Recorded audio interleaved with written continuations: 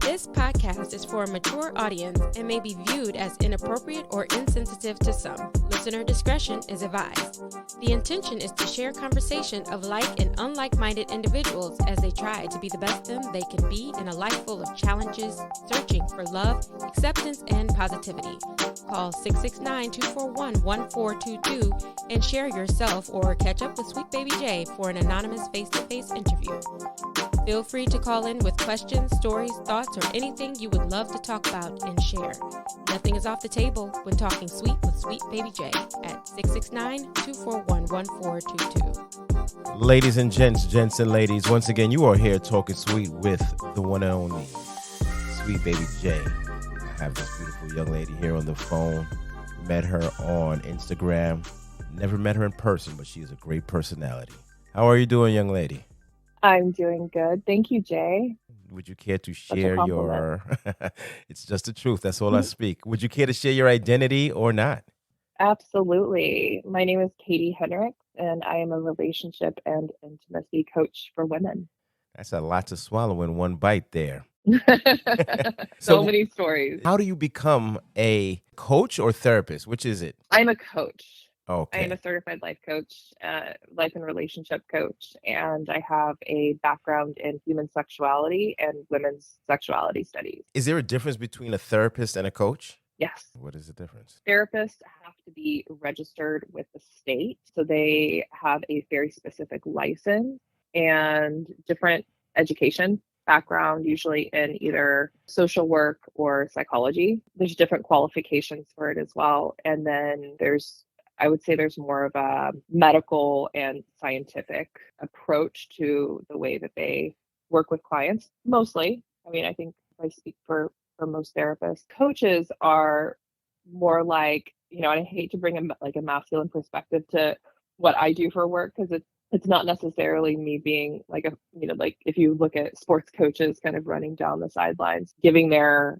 players a plan, they've got a strategy, they're the hype person. I am actually a little bit of that in women's lives. So I help women manage and plan their lives and relationships. I work with parents who experience overwhelm, disconnection from the body, a lack of skill, or a lack of wordiness in their relationships, and women who just generally want to improve their confidence, want to learn to be an advocate for their needs, wants, boundaries, pleasure, and really getting women in touch with their feminine power. Love it. Do you do this only for women, or do you also do this for men, for parents in dealing with their children, or is it just towards women, or is it all around? Yeah, I actually got my start working with men. I developed a men's course, which had 11 men in it. Great. I mean, it's a pretty good entry level coaching course, especially when you're a woman and you're coaching men, but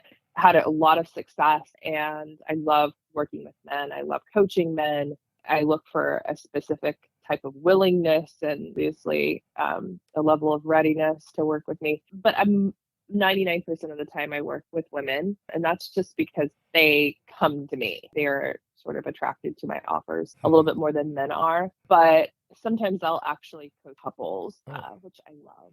Do you find it easier for women to come to you than men? And yes, I could only imagine. And also, do parents as a couple, whether it be male, female, whatever the couple is it easier for both parents to come to you when dealing with issues or concerns with a child? Or is it usually one and then the other person drops in? Well, as you know, depending on your relationship, but typically what I see out in the world and also in my profession is that usually the female partner, more feminine partner, is the one who takes on more of the emotional responsibility or emotional the relationship. That being scheduling therapy sessions, scheduling a coach, seeking out help, guidance, support. And so usually it is the mom who comes to me first. And I almost never see the male partner. Initiate. I don't want to exclude same-sex couples, only for the fact that I don't primarily work with same-sex couples, but I primarily work with hetero couples. So I typically just see the female partner. So what made you get into this? You're an attractive young lady. I see you full of confidence. Is this something that you wanted to just share with others? Like, what made you get into this? So I have a kind of a more complex story of how I got into it.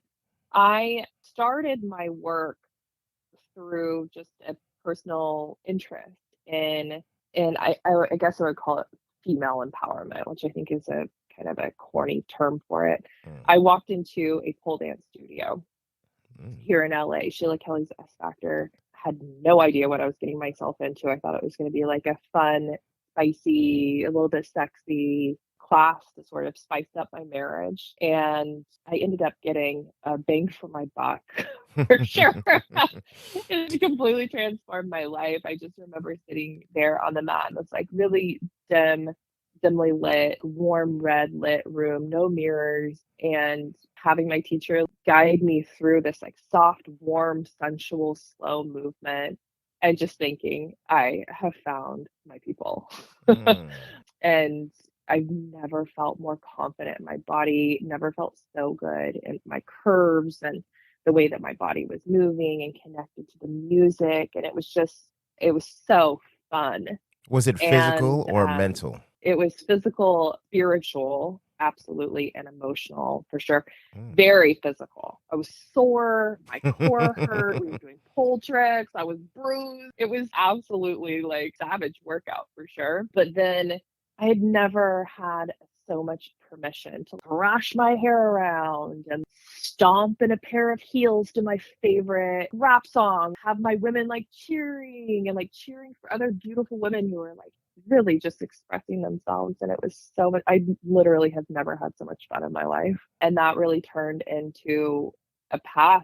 I just heard a calling to move more into that, brought me so much joy that I couldn't. It's almost like it grabbed me and it was like, here we go. And it kind of took me down the river, down So into the flow. it sounds like a So beautiful thing. What did you feel just going into your past? Did you feel there was a restriction or a glass roof of how you had to be as a woman before you took this class? You were not allowed to throw your hair around or thrust your hips or walk a certain way.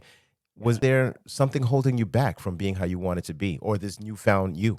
yeah, I was born in Oklahoma, Is that the middle of start? America. That was the start. Taking me back to the start. I was born in Oklahoma City. I moved to Tulsa when I was probably 9 or 10. Yeah, so I was born in Oklahoma in Oklahoma City and moved to Tulsa when I was maybe around 10. And that's the Bible Belt. It's mostly conservative, but dad's side of the family was really conservative, Christian conservative, and my mom's side of the family was more like politically conservative. So I never, there's judgments on either side when you're born into this like very like expressive spirit.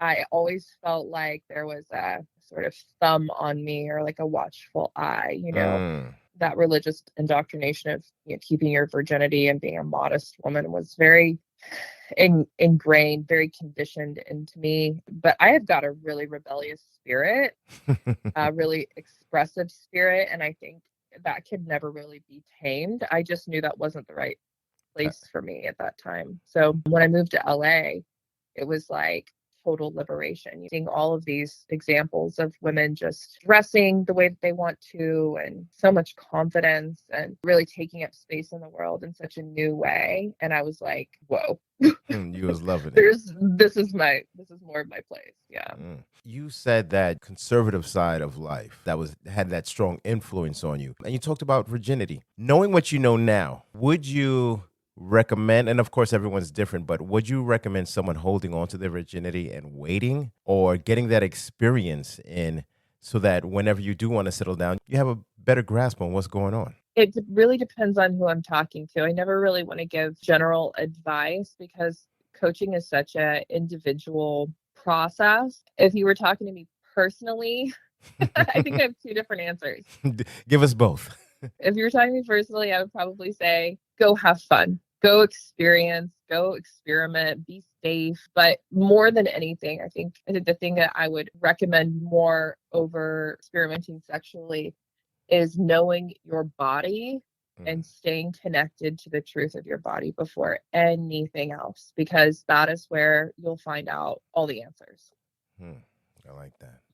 Now, do I wish that I hadn't swallowed the the Kool-Aid, the virginity Kool-Aid? Yeah, absolutely. I wish that I would have gotten my wiggles out before I got married, for sure. But I think as a coach, if I were to coach someone who was coming to me saying, should I be more conservative or more liberal with my sexual experimentation, I would really have to look at their past, because sexual trauma has a huge part to play in that. 1 in 4 women have sexual trauma. And so that's one of the things that I work on with clients. It's not the most fun work in the world, but it is so worth it. And then I would help them make a choice that felt aligned for them and their self-worth. And sometimes that does mean go be experimental and go have fun and play and open up your world a little bit. And sometimes that means we need better boundaries. So it's really individual. So, with you saying 1 in 4 have had some type of unfortunate dealing with sexual trauma, is this something that you come across that is an issue in people that are in committed relationships, that the past haunting the present? Yes, definitely. We address sexual trauma quite often in my work. Like, how do you address that? And not to leave men out of the conversation, 1 in 6 men have had sexual trauma from childhood, which is a staggering number. So working with our childhoods is a huge part of our romantic and sexual relationships, for sure, as adults. Dang, there's just so much going on. So now going back now, deal with adults. You coach adults through this.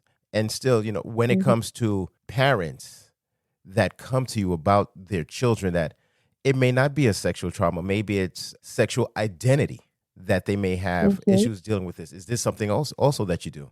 And how do you address that? I don't specialize in parenting. I want to say that. However, I am I am a parent, and I do work with parents. And so the first thing I discuss with my clients, whether they're a parent or not, sometimes I'll deal with, I'm working with a client who's in their mid-20s dating, right? And sometimes I'm working with a woman who is early 50s and her kids are going off to college. So I think that the number one thing I would work on first is identifying her or their family values. Sometimes we skip this whole part of what are my personal values. Our values are really the little arrows that kind of point us back to what's most important to us and show us why we have the behaviors or the desires or choose the paths that we do. And it really shows us what's most important to us. Then we start to kind of say in some cases, because not all families have good values. So I'm not here to judge whether something is good or bad. Exactly. But we all do have values. And sometimes those things are values around sophistication, manners, education, being well traveled. Sometimes those values are family values, spirituality, religion, routine, you name it. There's a huge list of them that you can go and study. You can literally just look it up online. What are some examples of values, and start to circle some of those things to see what is most important to you. What are your daily practices that resemble those values? And then we start working off of what's most important to my client instead of what's most important to me. So it's very client based. You personally, when you took this. Yeah. So maybe one of my clients values tradition and compliance and conservative family values. And the child they have is demonstrating a lot of individuation, rebellion, asserting themselves in new ways, autonomy, things like that are really pushing against what my client's personal values are. And so I would teach him or her how to work with both of those. That's a lot to deal with in this day and age. And I think a lot of parents are dealing with what they thought, the direction that they thought their children would go, and the child taking a whole nother path. It's like, gosh, damn it. Yes, indeed. Yeah. And I think this generation has a whole other set of challenges based around safety, physical safety, sexual safety, all of that.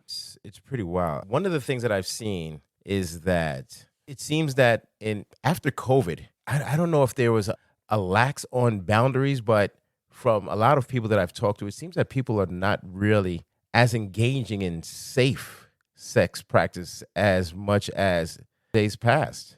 Like it's a free for all. And how do you coach people as to if they have been unsafe to protect themselves more and protect others, or how do you even go about that?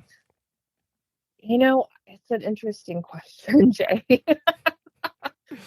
That is a big question. I think this goes back to, again, talking about personal values around safety, taking care of your community. Some people don't value that. But at the end of the day, I think that the thing this always points back to is self-worth. Mm. So valuing yourself enough to know how important it is to protect yourself. And I sort of feel like there's a correlation between the way that people cared for each other and protected themselves or other people during COVID and how protected and safe they are around sex. Mm. I've always thought there was a correlation there. It might be a fun study to have in the future. Yeah, possibly. I see a lot of videos on Instagram, on the internet, social media.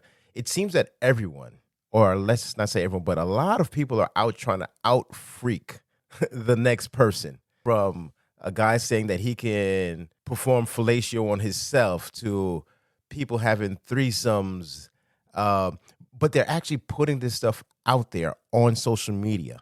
What do you think about Yeah. that? About just It's everyone all trying to ego. out freak everyone. It's all ego. Hmm. It's just, what is that? That's the way I kind of approach it. Is like, why? Like, what is that? I think there are there's probably two types of people in the world. Ones that are encouraging of self-expression and ones that are a little bit repressed with self-expression. And I think when I don't know, I saw this article the other day of Kelly Ripa and her husband. Okay, for one, like there have been a lot of different ones, but there's Kelly Ripa and her husband, and she was in this kind of like provocative pose, leaned over, and her husband, I forget his name, is like behind her with like this, look of shock and awe, like staring at her ass from behind. And the tagline was like, Kelly Ripa and husband so and so have a kinky dynamic when they on set away from each other. And I commented on there just to like throw some gasoline on the fire. What did you say? I said something like, thank God, great example. And all Exactly. like you could just list like the thousands of comments that are like, but why? Why? But why? Why do they have to And so I think that there's people who get to laugh and be entertained by seeing healthy sexuality or seeing healthy versions of self-expression. And then there are people who are so tight and repressed and disconnected. I call these people flatlined. Damn. Where the idea that they're a sexual being is so wildly inappropriate to them that they have to then project that onto others. Sounds like a lot of And what's going on in I call government. these people, yes.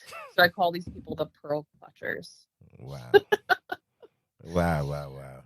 They kind of just gasp, It's crazy that people do seem to not, like, especially and this is me even bringing politics into a little bit, but what one person feels is a healthy relationship, they try to inflict that on others. Like, you should be doing like this.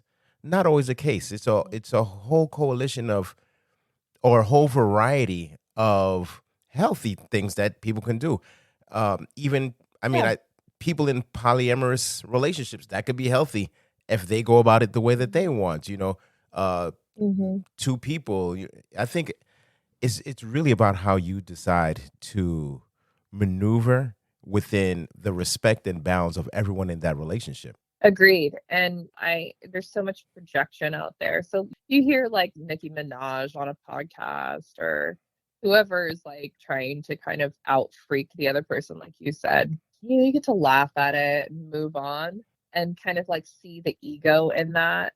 But honestly, I'm such a huge encourager. If people are talking about healthy expressions of sexuality, all for it. It's for a specific audience. Make sure your audience is able to uh, hold that mature space.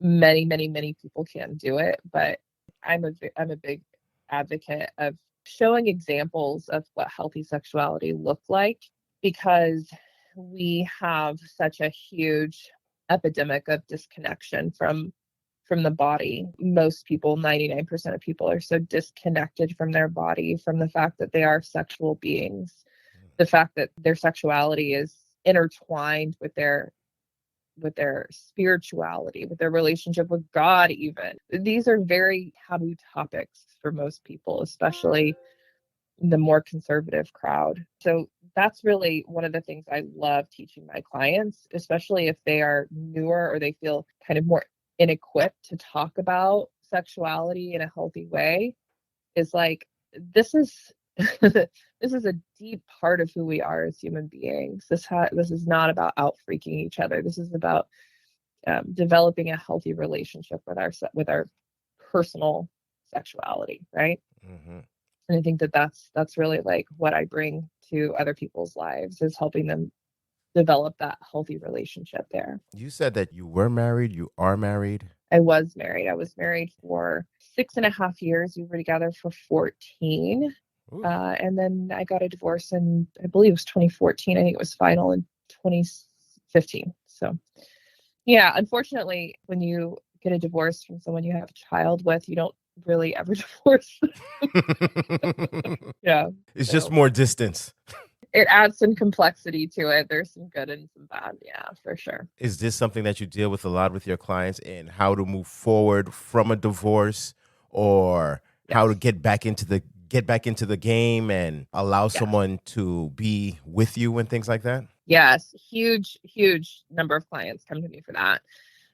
Getting a divorce and going through that process. And I had a very complex, I want to say even like borderline traumatic experience through my divorce. I don't want to get into that, but let's just say I have a PhD in divorce recovery. I developed complex PTSD and a number of other things that were pretty challenging along the way. I dealt with a severely difficult personality on the other side. And although we have found a way to work together pretty well now, it was not always that way. So my story is pretty crazy, in that sort of the same thing that happened in our divorce happened a second time with him and his second ex-wife. Oh man, So and they have a child together. So my son has a brother he's a repeat on offender. his dad's side. And, your words, not mine, Dan. The amazing thing is that you're actually helping people through these traumatic experiences for themselves, their family members, and getting to a better space. Do you actually Yeah. stay in touch with your clients? When, like, do they come back to you? It's like, I am so happy that you helped me through that. 2 years later, 3 years later, I'm a different person and I love who I am Yeah. now. Or do people just like take what? Yes. Okay, good. Yeah, definitely. I think there's probably stages to coaching. I think there's probably an introductory where I take, women who are ready to move through their trauma or move past their trauma and feel a sort of progression happening, a desire for healing. And then once we've done the majority of the healing, it's like, let's go have some fun. Let's see what our boundaries are. Let's learn communication styles. Let's start to tap into some of the desire and the expression, now that we know how to make our bodies feel safe. Now that we know our boundaries, that's like the second tier. And then I actually have a pretty large number of clients who I've either helped transition out of a bad relationship, which sometimes I do, or I help them transition into a healthy relationship, which I do a lot too. I just had a client, she texted me from Brazil and she said, I just want to let you know that I'm sitting on a boat with my boyfriend. They'll definitely get married. They just bought a house together. And I'm sitting on a boat with so and so. And we just had the best sex of our life. She said, I am so insanely happy with this man. And I'm on vacation and we are carefree and chilling out. And it's crazy to think where I started when I started with you, and like my life is transformed. So I get those little texts and comments and pings or emails quite often, and it honestly makes me a little teary sometimes because it really is just such a sentimental thing. I care so deeply about my clients, so to hear their wins and their transformation is just always very personal, and yeah, I care very much about my work. So Do you do this just in person, or do you do remote through Zoom and whatever? Like what are the different platforms in which you do this? yeah, almost always virtual. So I will start out with a client on a Zoom. I always have an exploratory with a client just to kind of gauge their level of readiness, where they are in their readiness stage, and find out if I'm the right client for them. And then if that feels good, then we move on to working together for a month or more, depending on what they're looking for. And those are all virtual mostly. Sometimes I'll have a client, if she's local, come to my place, or I'll go to hers, but it's pretty rare. And I try and make it as convenient for my clients as possible. But I have clients in Spain, I have ones in London, Canada, and then all over the US. So it's pretty virtual. And sometimes, like, I'll get moms on the run who will want to call, where they can talk to me in their car on a lunch break or after they drop their kid off at school. So there's that as well. Yeah. Yeah. Do you find it that it's easier people communicating with you when it's remote, or they're doing it on a run? Like, listen, I just need some guidance through this portion, or something that happened last night. Yeah. Is it like that kind of scene? Definitely. It depends on what kind of package you have with me. So typically I work with a client 1 hour once a week on a virtual call, on a Zoom or FaceTime or whatever is convenient for my client. And then they, depending on what package they have, they can always schedule like a mini session or a quick fire session or a problem solving session. Sometimes I get clients who are like, I'm about to go on a date. Maybe they're practicing sober dating, which I encourage Oh, quite a bit. They're like, I have so much anxiety, I'll work them through that process. Or maybe there's a client who just had an argument with her husband or her boyfriend and comes to me and says, like, look, this thing happened. How do I navigate this next step? I want to do it well. I don't want to cause damage. I want to speak authentically, help them with that. So I'm sort of like your ride or die once you hire me. I'm like in there, I get in there in the trenches with you. I help you what I call navigate discord, which is like staying connected to your authenticity, your voice, your boundaries, but also staying in connection with your person as well. So maybe that might even be like a family member. So I work that way. And then sometimes I'll teach on other people's platforms, like if a therapist or a coach or divorce coach or something like that has a course, I'll come and like guest speak. Okay. And then I offer courses and classes, and I also teach at retreats. So, like this summer, I'm going to San Francisco to teach at a retreat. So, and that's all in person. Well, we talked about the many different ways you do it, the different things that you help people with. We haven't shared that one very piece of important information: business name and contact information. And we need that. Oh, so my business name is Katie H Coaching, KATIEH Coaching. And you can find me on Instagram at Katie H Coaching, TikTok, Katie H Coaching, or my website, which is Katie Henricks Coaching. My last name is spelled HENRICKS. Katie Henricks Coaching.com. You know, as you were talking about the fact that you have clients all over the world, how do you coach sensuality over Zoom? Yeah. So my background is in human connection, limbic systems, feeling the truth in your body, embodiment, right? Embodiment. So depends on what class you're taking from me. Sometimes I'll do an embodiment class. I'll walk women through a series of sensual, and remember, there's a difference between sensual and sexual. In Okay. some contexts, they can be combined. But really, if you take the word sensual out of sexuality, what we're really doing is we're focusing on the senses, our sight, smell, touch, hearing, really experiential, versions of embodiment. So you can absolutely do that over Zoom is what we figured out in 2020. Yeah, right. Could do everything over Zoom. Right? Yeah. No. Yeah, we figured it out. So I'll typically lower the lights quite a bit, or I'll have my client lower her lights. I'll ask her to take off her shoes, socks, get in something comfortable, like, lounge pants or yoga pants or something.